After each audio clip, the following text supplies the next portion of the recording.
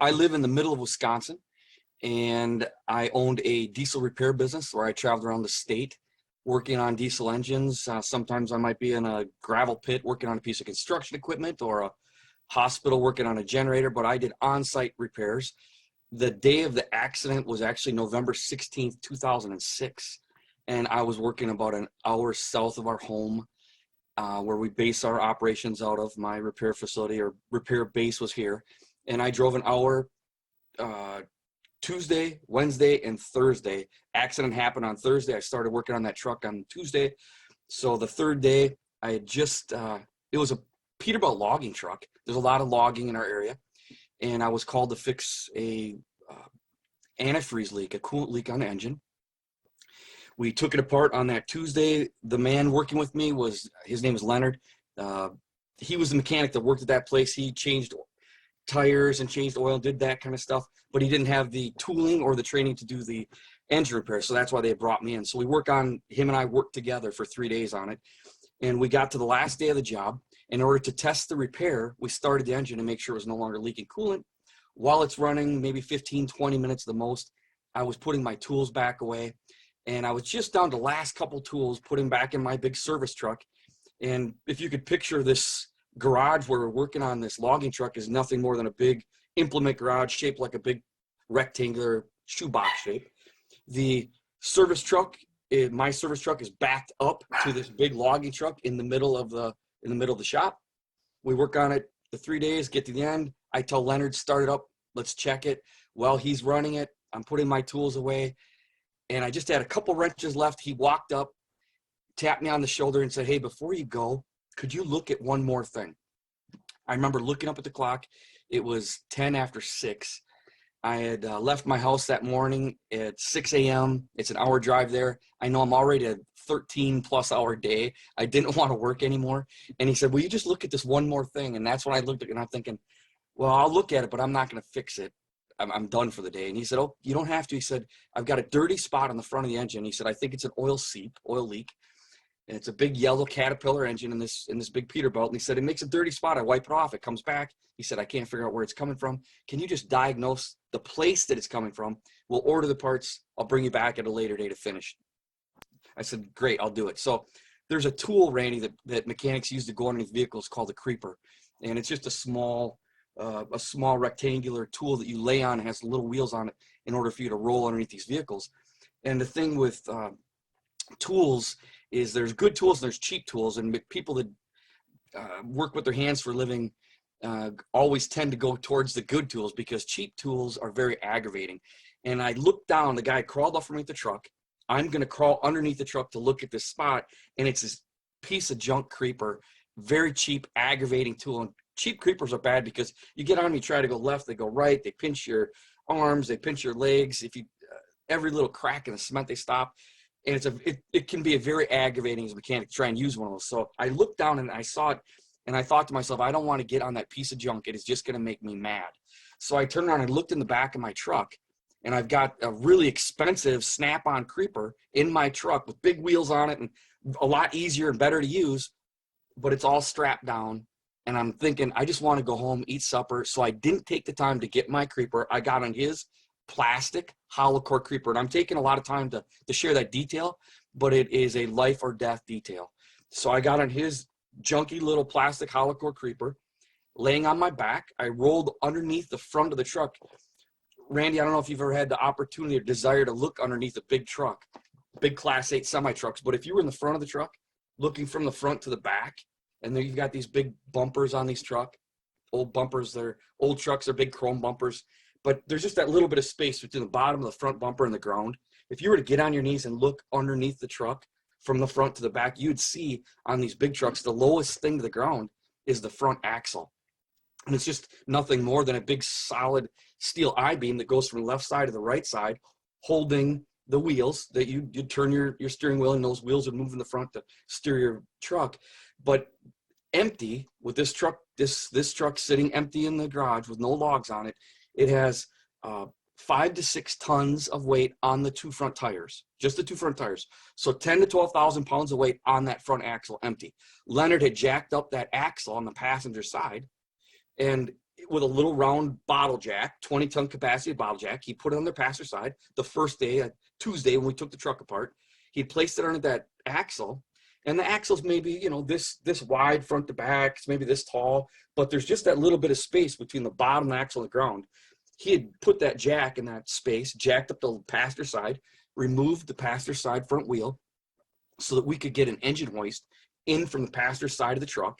It's a conventional or a long nose truck, so it's got a hood that opens from the front like that. So we had to remove the wheel. He removed the wheel so we could get in and use the engine hoist to take the engine apart. So he had done that. The truck was done, except the wheel wasn't put back on and the air cleaner wasn't back on. These are two things that Leonard helped me with. He's going to take care of them tomorrow, the next day, Friday. When I leave that day, I'm done with the job. It's done. I'm minutes from walking out. When I rolled underneath that truck, feet first, under the front bumper, and I stopped underneath that axle that's got this 10 to 12,000 pounds of weight on it. And it just happened to be where I stopped. The axle was right above basically my belly button, or the soft part of your stomach, from the bottom of my ribs to the top of my pelvic, right across there. And it's maybe a couple inches above me, held up by a jack on my left side, passenger side of the truck. When I looked underneath the truck before I went underneath there, I saw that there was just a jack, and what there should have been is a safety device called a jack stand. You jack it up, and then you let the weight of the vehicle back down onto the jack stand, so all the weight isn't on jack. Jacks are lifting devices, not holding devices. So the proper way to do it, we would jack it up and then put all the weight on a jack stand. He didn't do that. He had jacked it up and left the weight on of the truck, this 10 to 12,000 pounds, just on the jack itself with no jack stand. It's been there for 3 days. It's been running for 20 minutes. I looked underneath there. I saw what it was. And to be quite honest, I grew up in a truck repair facility. I started working for my dad at 10 years old for 25 cents an hour in my dad's shop. And that shortcut, that little shortcut of jacking up a front axle and not using blocking, I had done myself many times. It's theoretically safe if nothing moves. So I looked at it, I thought, it's not a big deal. I went under there. I stopped under the bottom of the running engine. I'm looking at the front of the engine for that dirty spot. And I yelled out to Leonard, I said, go ahead, shut it off. I don't need it running to find this. Because in my mind, I thought I'd located it already. So I said, go ahead, shut it off. So he gets up inside this truck to shut it off. And if you could picture it, I'm laying parallel with the center line of the truck, right underneath the engine, looking up at the bottom of the front part of the belts and the turning part of the front that you could see moving in the front of the engine. And when he got up on the truck, the whole truck shifted because it has an air suspension. And he's a big guy. And so the truck shifted. And I then saw movement in the peripheral vision of my left eye. And I turned my head just in time to see what the movement was. And what had happened was the jack slipped out when he got in the truck and it rocked. The jack slipped out from the axle. And that's what the movement was the jack slipping. And when I looked, the jack was, if you could picture, this is the axle. The jack had slipped all the way out, was just teetering on the very, very edge. And it was just like in a split second of time. I didn't have time to try and move or do anything. And the jack flew out, and this 10 to 12,000 pounds of weight fell through the middle of my body like a blunt guillotine, because it's, it's probably 6 inches wide. It just fell through the middle of my body. My body wasn't going to stop 5 to 6 tons. Randy, if you can imagine 10 to 12,000 pounds of weight dropping, let's say, maybe a foot and hitting the cement, it was such a loud noise, like an explosion noise, kaboom, with the cement, with the steel come down and hitting the cement. The problem was I was between it and the cement, and it just fell right through me. Thank God that the driver's side wheel was still on. So the passenger side of the truck fell, the axle fell through the middle of me, and when it fell through me, blood shot out of my body, out of my mouth from the liquid hydraulic effect of things. So it pushed through the middle, and blood shot out of my mouth, a big blob of it, and it came out of the cement. I remember in that split second when I realized that the truck had fallen on me, the very first instinct of human Bruce, I grabbed that axle, because it's got lips on it, big lips. I grabbed it in not thinking, but just reaction. I'm going to bench press this thing off of my body. 10 to 12,000 pounds of weight. I mean, obviously, wow, it's impossible, but that was my first gut instinct, was to try and take care of my own. And then there's that realization, you can't lift the truck up. And then looking down and realizing, oh my gosh, Randy, when I looked down, the axle had fallen through me. And on the left side where the axle is touching the cement right over here on my left, there was only about an inch of space between the bottom of the axle and the cement right here on the left side of my body. So I knew my body plus the thickness of the creeper was an inch thick. The creeper is an inch thick without me. So because it was plastic, remember the plastic cheap tool? The plastic creeper collapsed to nothing. There was nothing. There was this hollow core plastic body of the creeper, the main part of the board, basically. No wheels or anything there. And so when the truck fell me, it just collapsed to nothing. And my body was then about an inch thick here. And when I looked to this side, there was about 2 inches of space. So I was about 2 inches thick on this side. So from the bottom of my ribs to the top of my pelvic, it clipped 2 ribs. I must have been on there at a little bit of an angle because it clipped the bottom 2 ribs on this side, on my left side. But and then the top of my pelvic just a little bit on that side, on the right side. So I was under just a little bit of an angle, but it fell through me like that to the point, Randy, that I was thinner than my spine because L4 and L5 were both, according to the radiology report, spider cracked and D-shaped. So my 2 vertebrae were like this, L4 and L5 in the middle. So I was just a little bit thinner than my spine in the middle, a lot thinner on the left, and probably a little thicker on the right. So everything that's in there you can imagine, small intestine, spleen, pancreas, stomach, duodenum, everything, that veins, arteries, everything was completely destroyed. So this crazy weight is on me. I can't even tell you how bad it hurt. The pain level was off the charts. And at that realization, when the blood is shot out of me instantly, I try to move it. And it's reality check. I can't move it. I look down. I see I'm crushed in half. That I'm thin. I can't see the lower half of my body. I can only see from my ribs up, and then I can just see this axle, and then this little gap on each side. In that realization, and this is all just so quick, but it was simply, Lord Jesus, help me.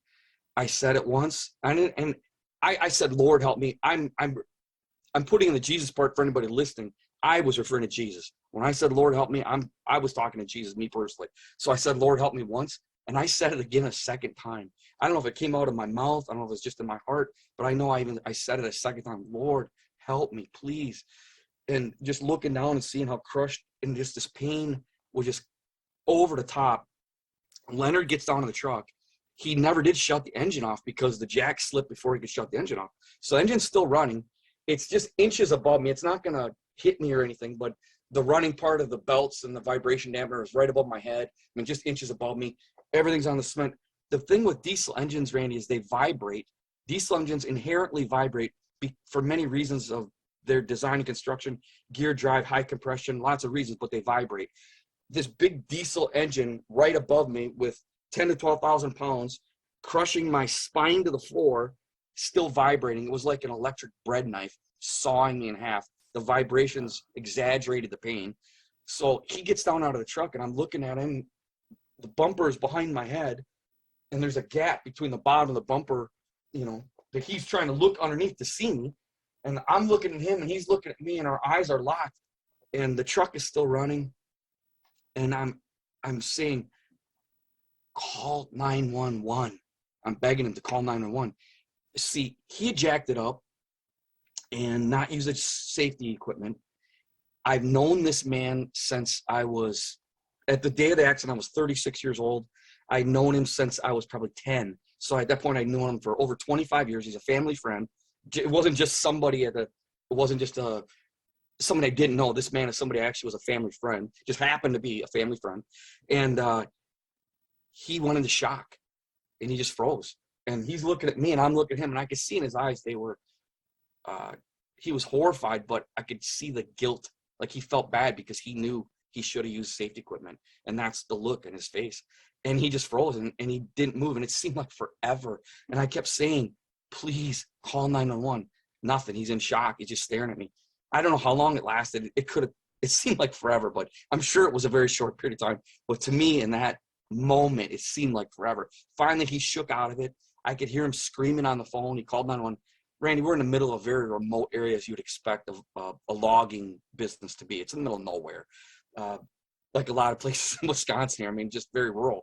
So it's a volunteer fire department that these guys are, wherever they're working or whatever they're doing, their pager, 2006, their pagers are going off to call them to some emergency, right? So he calls 911. He knows they're not coming right away because we're in the middle of nowhere. So he goes, and I'm begging him then, shut it off, because this big vibrating engine just exaggerating the pain. So finally he got back in after he called 911. He shuts the engine off. He went and he had to go find the jack to wherever the jack had launched out of. He goes and gets the jack. Now he can't put the jack underneath the axle to get it off of me because the axle's on the ground. So he's trying to figure out where he's going to jack up the truck to get it off me with a small jack. For anybody that's never had the opportunity to look underneath these trucks, you've got that big axle that was falling through me that's got the wheels, the front left and right wheel attached to it. But you've also got a big leaf spring that attaches to that axle, and that's the suspension for the front of the truck. So as I'm looking to my left side where the axle's on the ground, there's a big arched leaf spring that's attached to the axle. He slipped, you can picture this arched leaf spring. He slipped that jack underneath that arched leaf spring in front of the axle where he could put it right here on my left side. I watched him do it, but the problem is I'm exaggerating the arc of the spring, but the spring is like this and the jack's like this. You always want to jack something up on a flat surface, not arc, because it's just going to slip. So I'm seeing what he's doing, and I said to him, don't jack it up there. The jack's going to slip. Don't, because I didn't want it to fall on me again. So I'm begging, don't jack up. And he said to me, he wouldn't stop. He said, it's the only place I've got. There is no other place. So he kept jacking, and this jack just has a little hand pump. Each little stroke of the pump makes it go up a little bit. And I'm watching him do it over there. And as he's doing it, the jack is sliding, and then it caught on the edge of this little steel bracket, and then it started going up. So I know the jack is barely hanging on as the truck starts to get taken up off of me. So I'm watching it going up. I'm thinking, oh, it's just going to slip. It's going to fall on me again. I'm already in crazy pain. And when he got it up finally off, all the way off, now I can see my whole body, Randy. So I had a work uniform with the name of my company on it, so Bruce's Mobile Service, and, just typical mechanics technician uniform. When I got to see my whole body now for the first time after he got it up, I looked down, and what I saw was this. My work uniform went down, got to the edge of where my ribs would be, and the uniform went straight back and followed along what would be like my spine, a big flat spot, and then came back up at my pelvic. And when I saw it, just seeing my body flat all the way across like that was so, I struggle for words, surreal. I don't have words to describe seeing that. And the only thing that this little pea brain could associate it to was cartoons from when I was a child, of watching Wile E. Coyote getting run over by the Acme truck, or the rock would fall on him and it'd be like flat like a pancake, if you can remember back to being a kid and watching those cartoons. That's the only thing that my brain could relate that to, because I'd never seen it human. It was just cartoonish. So I looked at my body, and the thought was, that looks like a cartoon. Flat across them. It's cartoonish. And the next thought that was on top of that was, there's no way you're going to live. There's no way anybody could live. In fact, the thought was, you shouldn't be able to be alive and look at your body flat like that. You shouldn't be able to even see this. That's the thoughts in my head. Besides this crazy pain that's overwhelming. So he's jacked it up off of me. I'm able to see this crazy flat spot, and it hurt. Like I said, I can't even describe how bad it hurt. But when he jacked it off me, Randy, and he got it up, this incredible, I guess the best word would be weakness. This incredible weakness took over my body. We found out later it's because I had major arteries severed in 5 places. So I want to be very careful. I was told within the last year how I described this to be absolutely accurate. I had 5 places that major arteries were completely severed, but it was 3 major arteries, not 5 major arteries. So 3 major arteries severed in 5 places. In here, you have your biggest artery in here, I'm told, is a superior mesenteric artery that falls along your small intestine, and where your small intestine absorbs the stuff into that. And that one, I think, which is the biggest one, that was severed in multiple places. And then there was others to come up with 5 places that major arteries are severed. So when he jacked the truck off of me, what happened was I was instantaneously bleeding out internally.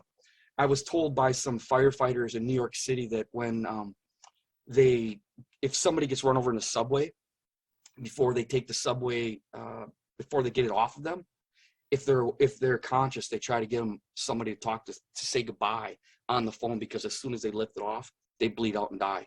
And I was told that by two different people in New York City. So it coincides with what I experienced. As soon as he jacked it up off me, I'm just bleeding out internally. This incredible weakness takes over my body. And so I'm begging him to get me out from underneath the truck. The other mechanic, Leonard, I'm saying, please get me out from this truck, because I'm afraid the jack's going to slip and it's going to fall on me again. And he was scared. And most people have been told you don't want to move somebody with a back injury. He could tell I obviously had a back injury because I'm flat in the middle. So he said, I'm not, he wouldn't do it. He said, I'm not going to touch you. Wait, I've called 911. They'll get you out. And so he's got it jacked up off of me. I'm in shock, obviously, myself. My heart is racing. As you know, when somebody goes in shock, their heart, goes rapid. So I'm panicking, thinking the truck's going to fall. I reached back and I grabbed the bottom of that bumper, which was just behind my head. And if you could picture, the creeper is broke flat in the middle. I'm flat in the middle, but there's wheels on each end of me because I'm still on that creeper. It took everything I had, but I dragged myself. I'm laying on my back. I dragged myself, grabbed the bottom bumper, dragged myself out this far. So now let's say my chest, shoulders up is out from the front bumper of the truck. The rest of it's underneath the truck. And I looked and I saw that if the jack slipped, it was still going to fall on my legs. The axle was still about my lower legs. And I was sure this thing was going to fall again. So I tried to do one more push, and I put my palms on that bumper of that truck. And I tried to do just one more push. And at that time I was really super fit. I had raced motorcycles for 10 years. I mean, really healthy, physically strong. And I could have ripped off 25 pull-ups, no problem. And I couldn't even do one last push to get myself out. And I remember it was troubling me in my mind because I know I'm strong, and I knew it was strong enough. I knew I should be able to do that. And I couldn't. And my body started to shake uncontrollably shake. And for whatever reason, I don't know why, but I fixated on this bicep. I had a short sleeve work uniform on. It had slipped up. I was looking at this arm. It was on the bumper, and my arm was shaking up and down so bad. It was just the whole body was shaking, but especially my arms. And I was thinking, this is it. And I didn't tell you this yet, but every breath is a struggle because my lungs were collapsed from the bottom as well. My diaphragm is pushed up. My lungs are collapsed. So every breath that I'm trying to take is a struggle. I'm getting weaker and weaker. My body's shaking. And I'm thinking, I'm really going to die. This is it. I'm dying right here. And I couldn't do that last push. And I got weaker and weaker and weaker. And I was trying so hard to just get that last push so I could get my feet out. And I just couldn't do it.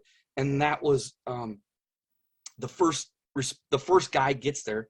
His pager went off. He's on his way home from work. He literally was there within minutes, like less than 10 minutes. His first guy gets there. And then the next guy gets there. And there's two guys there. And they're manipulating my arms, trying to manipulate the diaphragm to help me breathe better. And it wasn't working. And every breath is stretching out. And I'm fighting for each breath. And I can't even describe what it was like to fight for each breath. I've seen people, I've been in hospitals where people on life support have been unplugged, and to watch their bodies fight until it gives up. It was like that, only I was conscious, fighting each breath. And they're getting further and further apart, and the realization comes, one of these breaths is going to be your last one. And my heart is pounding. Randy, like when you're running or really active, how you can sometimes hear your own pulse in your ear. How you could sometimes hear it yourself if you're really active. I think we ignore it a lot of times, but sometimes for whatever reason, you could hear your own pulse just pounding away. It was one of those moments. I could hear my pulse just racing. My heart was just pounding.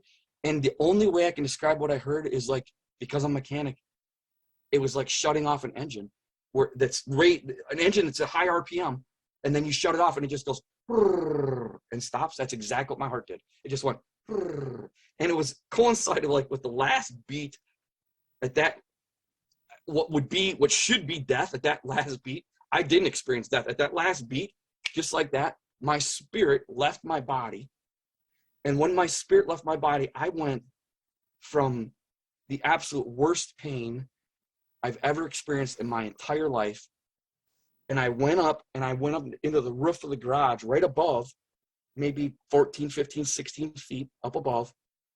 And I experienced, again, I wish I had words. I don't have words to describe it, but I can just like say it like this. I was having a party in the ceiling all by myself. It was peace. It was peace times a million. It's the peace I've wanted my whole life. It was the peace I've wanted my whole life. I felt it up there. It was this amazing. It was just this amazing peace. I don't know what to say. It was just this amazing peace up there. And I'm just like, oh, it felt amazing. And I'm looking down and I could see the accident scene. I could see everything. And this sounds weird too, but I could see it better than I could see it with my physical eyes. I don't know how to say it, but colors were brighter, everything. I could see everything better than with my physical eyes. I was listening to all the conversations, all the people in the room, the emergency workers that had come to take care of me. They're not going to do CPR because I have a massive chest injury. My last breath, my heart stops. They stood back. This guy's dead. And that's what they're saying. He's passed. I'm listening to them talk about me being dead and there's nothing they can do. And I didn't care. I was so disconnected, Randy. I didn't even know that was me. I didn't know that guy in the truck was me. I'm just up there, just in this amazing peace, listening and watching. And the guy that I've been working with, Leonard, he is on his knees above my body, which I didn't know was my body. He's running his fingers through my hair and he's crying. He's apologizing. I listened to every word he said. He said stuff like, I'm sorry. I'm such an old fool. It's all my fault. I should be the one that's dead, not you, because of the jack stand and all that. And he's just crying over me. And everybody's just, all the volunteer fire department people, they're just around the truck quietly talking. Nobody's, they had called MedFlight. Here's an interesting thing. From above, I heard this. They had called MedFlight, right? MedFlight came, but they forgot to call an ambulance. And they couldn't get the body from the scene of the accident out to the highway where the helicopter could land because it's too far and there's no way to transport the body. So the helicopter went back to the big hospital in our state. Then they called an ambulance. Then the ambulance came from a town half an hour away. Closest town is half an hour away. Oh my. Came, and so meanwhile, I'm above listening to everything they're talking about. They're talking about forgetting to call the ambulance. They're talking about all that. They're talking about lawsuits. I'm listening to it all from above. And I didn't care about it. I'm just watching from above. And I'm looking down, and like I said, I'm watching Leonard, and he's running his fingers through what turned out to be my hair. I'm just watching all, and it was all of a sudden it was like when you're watching a movie and the camera's panned in really tight, and then they pull it out and they pan out and you see a bigger picture and you see things you didn't see before. That's the only way I can describe it. It was like that. I was really like focused in on him and what he was saying and that body. And then the camera kind of panned out. My view kind of like enlarged is the only way I could describe it. And on each side of me, what turned out to be, on each side of him was a huge angel. Randy, the angels, I'm going to say Leonard is about 6'1", 6'2". He's on his knees above me. There's an angel on his left shoulder, on his, if you could picture the front of this semi-truck, just this much of me, my head and shoulders sticking up from the bottom. He's on his knees above me. And on each side of him was a huge angel on their knees, just like he was on their knees. But their heads were approximately 2 feet taller. So I'm going to say these angels had to approximately be about 8 feet tall based on a 6 foot tall Leonard, because they were about 2 feet taller. They were wearing robes. After this, I researched in the Bible. 290 sometimes angels are mentioned specifically in the Bible. It's just under 300 times. Sometimes they mention their clothing. I saw just what the Bible says. White robes were emanating light. It's the only way I can describe it. They were emanating light. I don't know. Sometimes I make a dad joke and I say it's like a cheap, a cheesy Tide commercial because just the whites are so shiny, but their robes were just so bright white. They had a belt on their robes. They're matching, identical. They were twins. These two angels were twins. They had long hair. I could only see their backs because just like Leonard, they were on their knees, and the one from the driver's side, he's reached over and he's touching the body, what turned out to be my body, in the middle where it's flat. He's got his hands in that flat spot. And the one from the passenger side, he's reached over and he's got his hands in the middle of that flat spot. They never turned around. So I'm up, up here in the garage ceiling, 14, 15, 16 feet up, looking down at their backs and Leonard's back in the front of the truck. So I never got to see their faces. I could tell you by their physique, they were men, big, strong, big muscles, big arms, narrow waist where their belt was. That's where their hair ended, was right where their belt was. That's right where they had long hair, men with long hair, and that's right where the belt ended. Right where the hair ended was where the belt was. It was just something I noticed. They didn't, sometimes in the Bible, it talks about angels' wings. These two angels didn't have wings.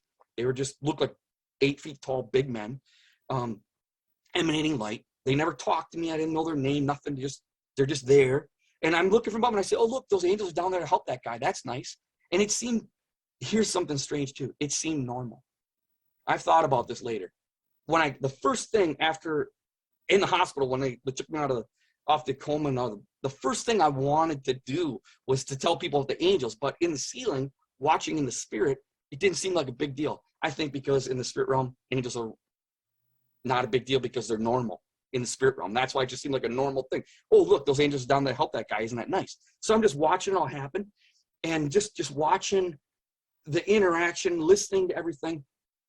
And at this point, there's 8 people there. I count from above. I count 8 people. Number 9 and 10 come in the back door of the shop, Randy. Behind me is the main entrance. Behind me is the blacktop driveway that goes out to the road. Behind me is the way I back my truck in. It's the main entrance for this place. These 2 people came in the wrong door. Everybody else came in the front door. They came in the back door. Now, Bruce's carcass underneath the truck at this point, with no heartbeat, no pulse, and depending on which person in that volunteer fire department you talk to, 6 to 8 to 10 minutes. No heartbeat, no pulse, underneath the truck. 1 year later, was able to point out, I went after I got out of the hospital, I went to the volunteer fire department to tell them thank you. I spent the next year in the hospital, and I showed up a year later, surprise, volunteer fire department meeting, once a monthly meeting. There was 30 people there that night. I went around the room and I picked out 8 of the 10 people, Randy, that had been to the scene of the accident. And then out of the 8 people, out of the 10, out of 30 people, I picked out 8 of the 10 that were there that night, a year later, at the scene of the accident. And 2 of them, I said, you and you. It was easy because it was the only woman, red-haired woman and a gray-haired guy. I said, you and you came in the back door of the shop. Everybody else came in front door. Why did you come in the back door? It bothers me. Why did you come in the back door? Because I never even been out that door. I didn't know what was out there. I only, I did that job 3 days. I didn't ever go out the back door. And they said it's a secondary driveway that's further down the road. They missed the first driveway, saw the flashing lights, said, oh, that must be it. Caught the secondary driveway, came out the back of the shop, which was a little gravel driveway. The whole point is, Bruce with no heartbeat or no pulse shouldn't have been able to tell anybody what door they came in. Oh my God. I was in the ceiling watching. That's how I was able to tell them, you and you came in the back door. So anyway, this lady, her name is Shannon, and this older guy, they come up the driver's side of the truck. She gets down between the angels. She's feeling for a pulse. Leonard is out of the way. He's now standing. I'm up here, watching from above, real Bruce spirit, watching from above, having my little peace party in the ceiling.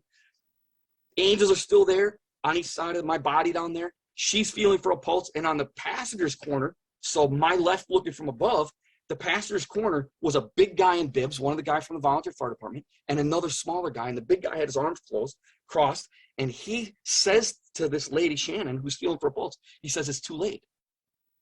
He's already passed. She ignores him. She keeps frantically feeling for a pulse. He says it again. It's too late. She ignores him. And then she says, what's his name? I listen from above. She goes, what's his name? Leonard says, Bruce Finette. And this woman who's between the angels, trying to find a pulse, that had come in the wrong door, starts slapping me in the face, or that guy in the face, and she starts saying, Bruce Finette, come back, come back.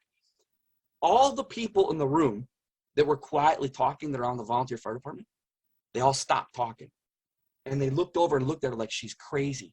Like, what are you doing? She's getting louder. Come back, Bruce Finette, come back. Everybody else quits talking, like, what are you doing? Crazy. They're all looking at her like she's crazy. I'm watching it all from above. Next thing I know, my spirit starts creeping down, creeping down, creeping down. I'm getting closer, closer. When I got about halfway, it seemed to really go fast. And the only way I could describe it is like my spirit came in through the top of my body. It seemed like it came in through the top, through my head. My heart starts, Randy, no CPR, no medicine, nothing medically. I've had no heartbeat for several minutes at this point. My heart starts. When my spirit came back in, my eyes pop open, and I'm looking at this lady right here, and her face is right here. I'm still on the creeper, still laying down. I'm looking at this lady, her face is right here. And the worst pain that you could ever imagine is there. The worst pain. And I'm like, the very first thing, and not to be offensive, but I said a 4-letter cuss word that same as fertilizer. And I was just like, oh, blank, it hurts so bad. I don't want it. I don't want it. It hurts too bad. And when I said, apparently I was talking to God, and apparently he was listening, because when I said it hurts too bad, I don't want it, my heart stopped, Randy. My spirit left. I went right back on the roof of the garage, right back to that perfect peace. The only difference is now I know that the body underneath that truck is mine. So I'm up there in perfect peace, and it's just like, so the extremes, the best I've ever felt in my life or the worst I've ever felt in my life. That's what the extreme was. So I'm up here in feeling the best I've ever felt, looking down and seeing where I'm feeling the worst I've ever felt, thinking, I don't want to go back there. Right then, this tunnel opens up at about a 45-degree angle going out of the roof of the garage. And on the end of this tunnel was a bright light. And I knew, to this day, I can say, I know that I know that I know that I know. Heaven was on the end of that tunnel. I know it. I just know it. And Jesus was there. And I got in the tunnel, and I was excited to go meet Jesus. I was happy. And here's a weird thing. I'm in the spirit. I shouldn't have felt physical, but I felt G-force in that tunnel, like in a fast car going towards the light. And I was so happy. I was excited to go meet Jesus. I'm in the tunnel going towards the light. I was happy. And all of a sudden behind me, I could hear this. Bruce Vanna, come back.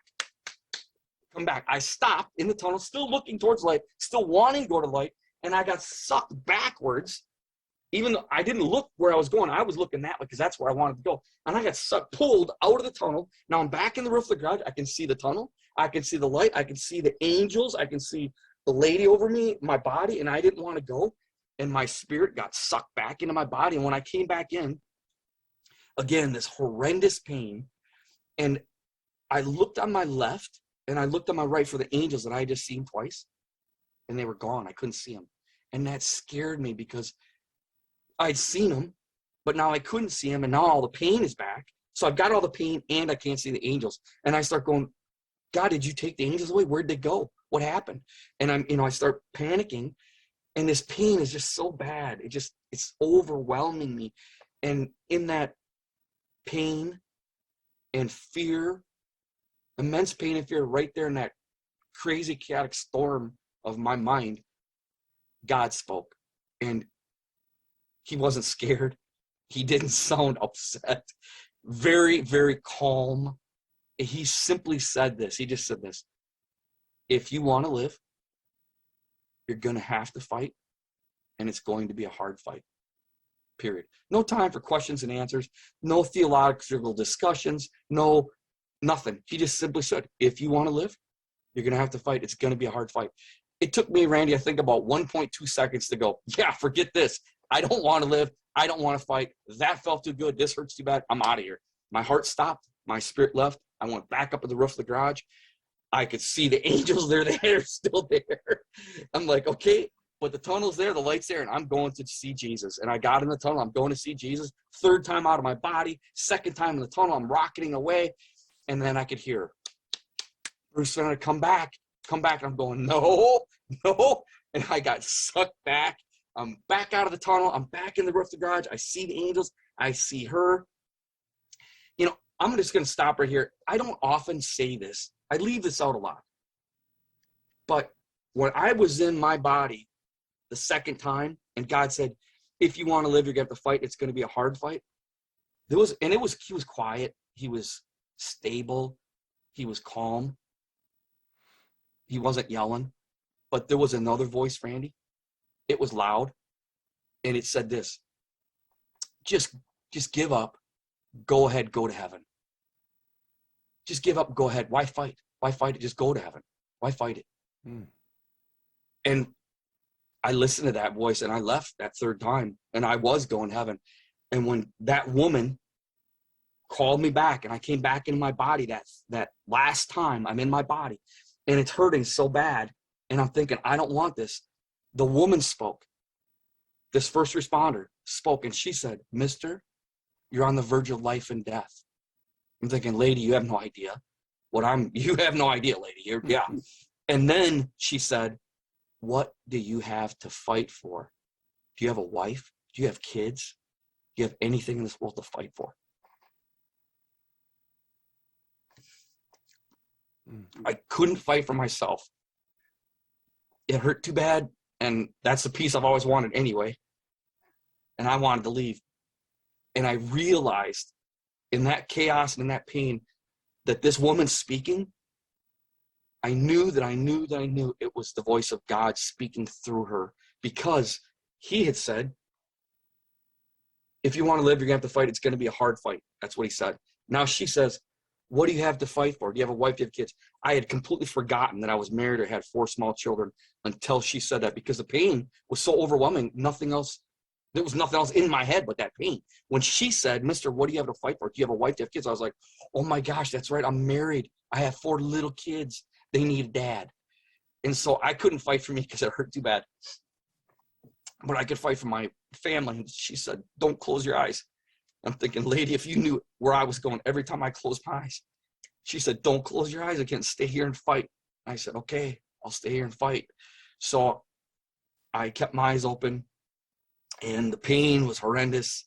And they med-flighted me to our state's biggest trauma center, where they ended up doing emergency surgeries that night. They operated them all the next week. They put me in an induced coma. I've spent more than a year in the hospital in my life, over 365 days in the hospital. I had multiple surgeries. God did miracle after miracle after miracle. Randy, I know you have a medical background, so this is big. There's 2 huge miracles in my testimony. One is this. I had 5 places that major arteries were severed. From the point that they pulled me out, from when the accident happened, from the point that the accident happened at roughly 6:15, over 2.5 hours went by until they operated on me, because of forgetting to call the ambulance, because of the med flight coming once, coming back, getting me a second time, because everything that happened, 2.5 hours from the point the truck fell on me until they operated on me. And they put blood in me when I got to the hospital, but it was leaking out so fast. They actually, medical people, this will mean something to, it didn't mean anything to me, but the night of the operation, they put 18 units of blood in me. So they said that's 2.5, it just kept leaking out. They're putting it just leaking out. So I should have bled to death, doctors say, within 2 or 3 minutes, bled out and died. About the time that I did die, about the time my spirit left my body is exactly when I should have. Anything past that other 2 hours and whatever, is just purely miracle that God supernaturally kept me alive without being completely brain dead. And I make the same joke that you made in your book about do I have brain injury or brain damage now or not, because of the loss of oxygen in my brain. But God did what he did with the angels to get me to the hospital. And even in the emergency room, in the med flight, the helicopter lands, they open a big door, they wheel me in right there on the roof of the hospital. There was a big CAT scan machine. They put me in the CAT scan machine. They took CAT scans. And because I want to keep my eyes open because of what I talked about with Shannon, I picked out one person. I just focused on their eyes. And so the doctors kept saying, nurses, there's a room full of people. What's your name? What's your birthday? What's your name? What's your birthday? They kept asking me that over and over. I knew what my name was. I knew what my birthday was, but I couldn't say it. I didn't have any, I couldn't say it. I couldn't talk. So they keep saying, what's your name? What's your birthday? My eyes are open. I'm following everybody, but I ain't talking. They've got me in there. They take the pictures. They've taken me out. The 2 night shift trauma doctors get into an argument. They're loudly yelling right on my left over here. They're loudly yelling with each other. It scared me that they started fighting. They started arguing with each other. And so they're doing their thing. They turned me 90 degrees, use these foam things. They put me back in for another round of CAT scans. And when they put me back in, everything was like you turn a light, a rheostat. Everything started going dark. And I realized at that moment, I'm dying. This is it. I don't know if the angels left. I don't know what happened, but I'm dying. Everything was going dark. And they kept saying, what's your name? What's your birthday? And I couldn't say anything, but when everything went dark and I knew this is it, I'm going to die, I turned and I looked at the doctor that I've been trying to keep my eyes on the whole time. And I said to him, if you don't do something right now, I'm going to die. For one brief second, every person in the place froze and all looked at me in shock that I spoke, what I said, and then everything went. My blood pressure was ridiculously 0, but when I said what I said, 0, 0. I zeroed out. I completely went to 0. They pulled me out of the thing. They rushed me around. I went around in a circle into this operating room. It was all stainless and bright lights. The last thing I remember was a green mask coming down where they're going to do this emergency surgery, and they're going to, whatever with this green mask. I remember thinking, as a mechanic, I'm thinking, finally they're going to fix it. They're finally going to do something about it. So I wake up, a month later, and the first thing and I didn't know I had a breathing tube. The first thing I wanted to do was say, I saw angels. And so when I realized I couldn't talk, I didn't know why, but I realized, okay, there's a breathing tube. It's now been a month, and I want to tell people the angels. So I motioned for something to write with. So my wife gives me something to write with. And I remember putting it down, and I couldn't write. It took me 6 months before I could read or write. It took 6 months for me to get back reading and writing. And I was so frustrated. I just wanted to write the word angel. It's all I wanted to write, but I couldn't do it. So they removed where the truck fell. Adults have 18 to 20 some feet of small intestine length, big ball of worms. They're all balled up. Stretch it out. They removed all of my small intestine, including my duodenum, half my stomach, except they saved two pieces of small intestine. It was just a little bit over 100 centimeters, which is what they call short gut magic number. I was just a little bit over that, so I should be able to live, doctor said, 10 years. After 3 or 4 months, one of the pieces they tried to save died. So now I'm under the 100 centimeters. They do another operation to remove that. And I'm being fed intravenously. I'm losing weight, starving to death. I'm type A. I can't hold still. I'm always got to be active. I'm in the hospital at this point, 5 months or something. I'm getting crazy, stir crazy. And the doctor comes in one day, and I said, look, you have to let me out. You can't keep me here. I'm leaving. Give me a colostomy bag. Because at this point, I just had a plastic tube coming on my belly. I said, just let me out of the hospital with a bag, whatever. And they said, Mr. Natta, you're not going to leave the hospital. I said, you can't keep me here forever. I remember saying, this isn't a communist country. You can't make me stay in the hospital. And the doctor didn't laugh, but she shook her head and she said, Mr. Natta, we can only keep you alive 6 months a year at the very most.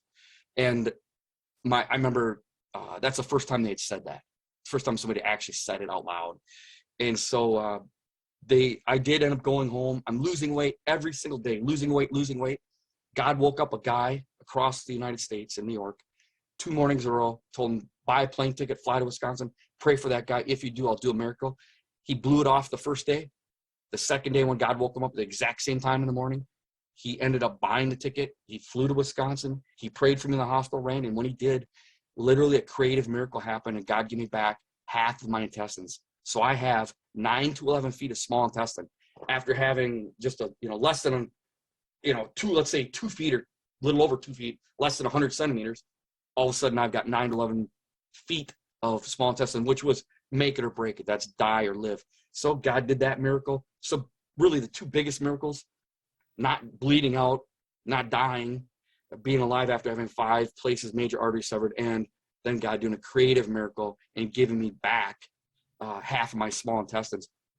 I had 1 operation left after God did the creative miracle. They had to take out my gallbladder because it got wrecked from too many months of parental nutrition. So from TPN, it wrecked my gallbladder. So I had to take that out. I had a rib, the lowest rib on the one side that never grew back. It just kept clunking around and making noise. So they took that out and threw it away. I had a bunch of scar tissue that had cleaned up. So basically the last operation was a bunch of cleanup stuff. The gallbladder, the rib, a bunch of scar tissue, a bunch of stuff. But between number 4 and number 5 operation is when the creative miracle had happened.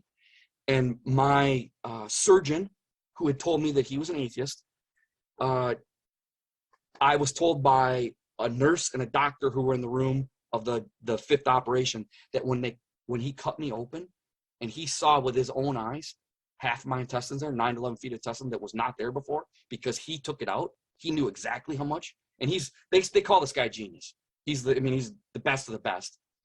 When he used to be in Wisconsin, I didn't know this, but when the president goes anywhere, president of the United States goes anywhere, they always have a team of doctors ready in case something would happen to the president, a team of trauma doctors. In case something would happen, wherever he's at, there's always a team ready to go. When the president came to Wisconsin, this was the guy they put on call for the president. He's the best of the best. That's the guy who did my surgeries. They said that when he opened me up that day in that 5th operation and he saw the creative miracle of half my intestines back, he threw the scalpel and began to scream and swear, turned away from my body, had a meltdown, turned away from my body. They said he regathered his composure, turned back around and asked for a fresh scalpel because he had thrown the other one and went back to work like nothing happened.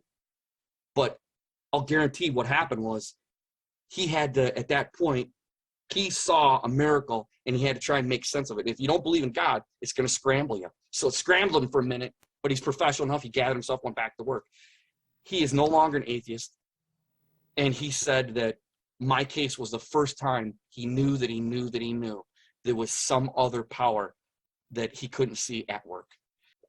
I'm going to spend the rest of my life telling people that this happened. I wasn't perfect then before the accident. I'm not perfect now. And yet God still loves me enough to send angels. He loves me enough to send this lady to bring me back to life. I didn't tell you that, but that lady was a 2-month-old baby Christian.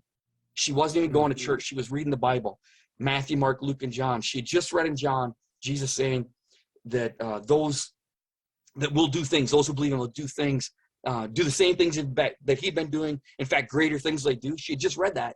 She had read that Jesus had prayed people back to life, and that's what gave her the courage to pray, slap me in the face, and call my spirit back. That 2-month-old baby Christian, Randy, prayed me back to life 3 times, and I didn't want to come back. She prayed me back to life with a zealousness of a baby Christian, and just reading Matthew, Mark, Luke, and John. And so again, I'm just going to spend the rest of my life telling people that there's a God who loves us even though we don't deserve it. And I'm just going to be honest and say this. I've got things that I don't understand. I've got questions. You know what? I've got things in, a troubled childhood that hurt a lot, and I can't understand why, there's lots of questions I have in my head, but yet I know this: God is real. He is alive and well. He's still in the miracle business. And even if we've got questions or heartburn or heartache over things that have happened or haven't happened, and maybe people are mad at God or can't understand why God does this or why he doesn't do that, I don't have answers to any of that, but I know he is alive and well. He hears prayer. He answers prayer. Not always the way we ask, because he knows best. But he's listening. He is listening. He is there. And if he'd listen to prayers from somebody like me, then everybody's got a chance in my book.